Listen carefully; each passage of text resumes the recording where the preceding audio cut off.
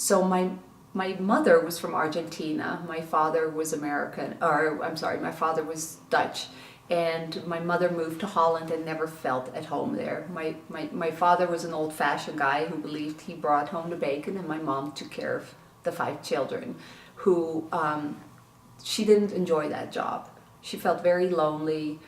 She cut herself off from the world more. It wasn't the people around her. Looking back, it was really my mother just thinking that the world didn't like her, judged her, discriminated her for her religion. She was a Christian Scientist, probably the only young Christian Scientist in Holland, and she put a lot of her misery on her children. So it just wasn't a joyful house. We were blamed for her miseries, you know. We wish you weren't born, you're a biological mistake, you kids are parasites. We got to hear a lot of that.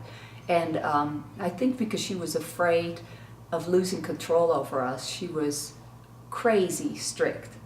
She was Argentinian strict in a Dutch country, which is very open-minded, and kids are raised much less strict. So we really didn't fit in with the kids. And my mom would give us punishments, like if we spoke back to her as a teenager, the punishment was that we wouldn't be allowed to wash our hair for a week. So we walked around to school. We had to go to a private school. Everybody wore certain clothes. My mom didn't want to spend the money on the clothes that the rest of the kids wore, and we had greasy hair. For some reason my mom believed that we didn't have to brush our teeth, so we had, you know, yellow coated teeth, and she just had all these very weird reasons, very weird rules. And one of my very painful childhood memories that stuck with me for a long time was that I had an incredible overbite, was teased relentlessly by children, and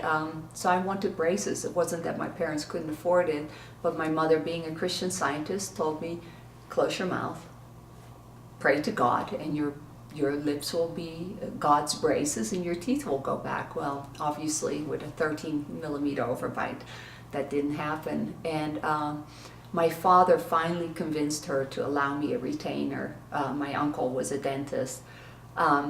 I was the most loyal retainer wearer. He was amazed how quick my teeth went back, but because they went back so quick, the roots were still in the place, and he said, you need to keep wearing this at night. You need to wean yourself off it. And so I'd worn them for about a year, was so happy, wasn't teased anymore. And I was about 14 years old, and one night my mother opens the door to my bedroom, turned on the light, and said, let me see your mouth. And I was wearing my retainer, and she goes, you're addicted to that thing, give it to me, you're done with it. And within a year, my teeth basically went back to where they were. And I never understood, even to this day as a grown-up, why something that caused nobody any harm, but only benefited my self-esteem, why my mother would do something. It just seemed evil and mean to me.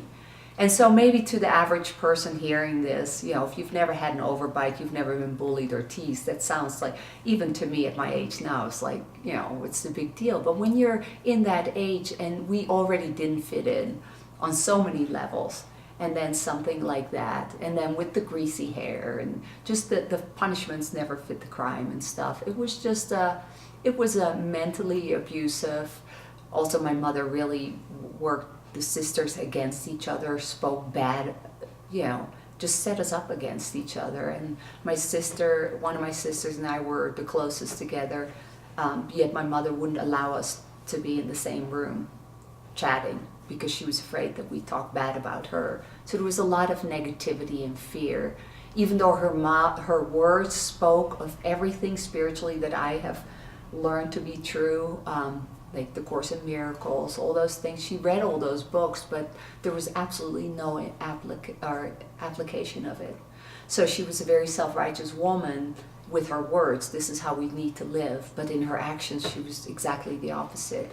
And so when I became a mother, I definitely learned through her mistake to make sure that I will only teach my daughter through example. If I cannot do it myself, how can I expect my daughter to do something? So in that, I'm actually grateful, looking back with the gift of a tough childhood, because I again chose to turn it into something good. But while I was in it, it was really, really tough. I ran away when I was 17 and a half. I had a boyfriend, his name was Peter, and we were allowed to go out, which didn't happen a lot. So I was excited, and of course we stayed a little bit too long. And because I knew of my parents' strictness, I called them from a phone, and it was about 11:45, and I said we were going to be a little bit late. And my father just said, "Come home now," and hung up the phone. So I knew I was going to be in trouble. We raced home. We made it.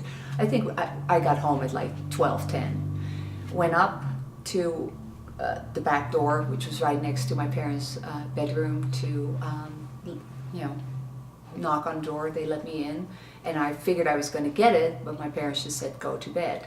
I had asked Peter to wait outside because I figured, in case my parents were going to be unreasonable. I had gotten to that age where I just wasn't liking what was going on in the house anymore. I'd seen too many examples with my other siblings. So he was waiting by the road. I was excited. They said just go to bed. So I went back out through that back door to tell him it was okay. And when I came back, they had locked the door behind me. Their bedroom was right next to this door, so I knocked on the door, and I knocked louder, and they chose not to open the door. So I then realized they're punishing me, and they're going to let me stay the night outside by myself. I was mad. I ran to the street and yelled after Peter and jumped on the back of his bicycle, and I said, "I'm done. I'm running away." We went to his house, 30-minute ride again on the bicycle, and his parents, of course, he was 17 years old, I think. His parents said, no, you're not staying here. So called my parents. My father said, get a taxi, come home. I came home. They said, go to bed. The next morning they had a meeting with me. I remember where it was, sitting outside, and they said, it was at the beginning of the summer, they said, you are not to speak to your boyfriend. You cannot call him. He cannot come visit. You are not allowed to leave the house for the entire summer. You stay inside the house, you help mom with your chores, and that's going to be your summer. I was 17 and a half, and for the first time in my life, I said, no, this just isn't right. They saw that I was defiant, so they had a close eye on me.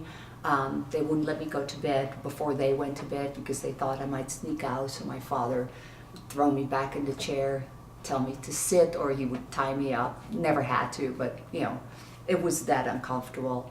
And a couple days later, my father went to work. The car was underneath the house in the garage.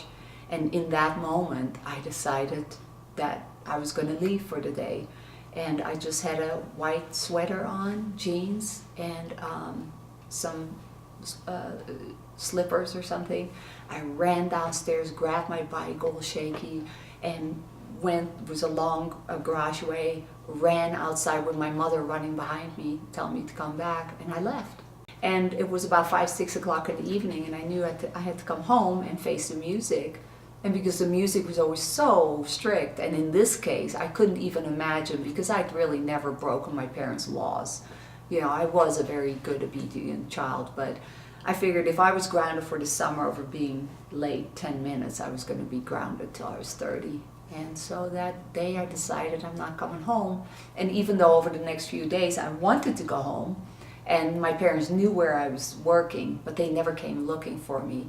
And so that really showed me they didn't care. They weren't trying. My sister had ran away many times from home. My parents always chased after her with the cops and themselves, but they didn't come looking for me. And so that started out my life. 17 and a half, boom. I left home, really not intending to be gone forever. I wasn't done with school yet at the time. Left all my friends and everything, and lived on the streets for the next 6 months until I met my first husband. So that was a really difficult part in my life.